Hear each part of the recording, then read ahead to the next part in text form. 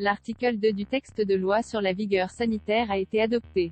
Le 20 octobre 2021, 74 députés, contre 73, se sont positionnés en faveur de ce texte qui permet au gouvernement de prolonger l'utilisation du pass sanitaire jusqu'au 31 juillet 2022, dans le cas où la situation sanitaire l'exigerait.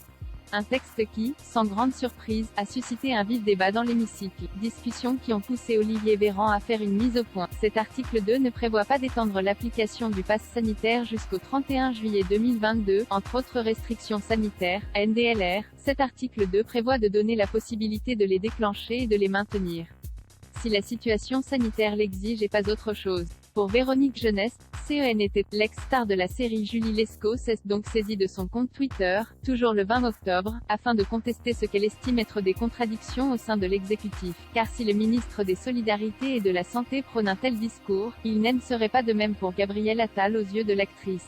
Prenez-vous pour des C***, a amorcé Véronique Jeunesse, acide. Quand on entend Attal nous parler de 5e vague, de reprise de l'épidémie et qu'on met bout à bout tous vos mensonges, on est en droit de se poser des questions. Message majoritairement applaudi par ses. En effet, après la prise de parole d'Olivier Véran à l'Assemblée nationale, Gabriel Attal a fait part de son pronostic à l'issue d'un point presse en sortie du Conseil des ministres. Véronique Jeunesse agacée par le rebond épidémique.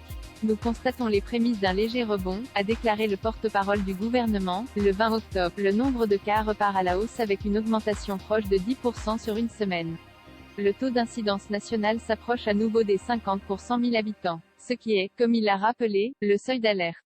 Il a donc appelé les Français à la vigilance. Le discours d'Olivier Véran a semblé plus mesuré face à celui de Gabriel Attal.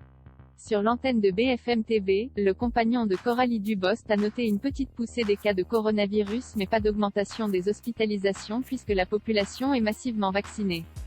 De quoi déstabiliser Véronique Jeunesse, dont les coups de gueule sont devenus bien connus.